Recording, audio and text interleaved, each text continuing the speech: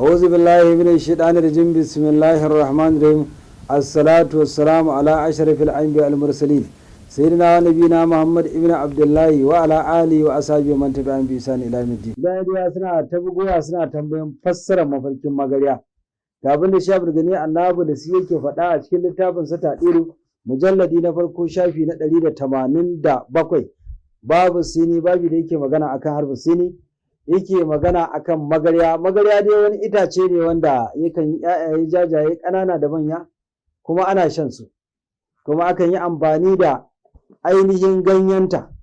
Idan ka samu ganyenta da yawa ka samu ka haɗa da wasu abubuwa wanda ba zai iya bada labarin sa anan ba, yana maganin dafayi akan sihiri da karya shi. To da haka magarya dai a cikin mafarki alkhairi suka ce ko dai mutum ya samu wata mace wadda take tana da yawan kama kai amma kuma tana da wahalar zama.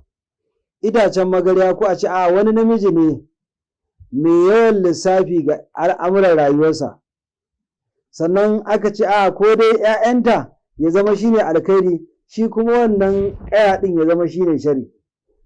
Duk wanda ya mafarkin magarya mewa zai samu tsantseni da ilimi a cikin rayuwarsa. Duk wanda ya ga yana shan magarya zai yi jinya mai tsanani, zai warke, sannan daga baya wannan jinya za ta zama masa alkhairi.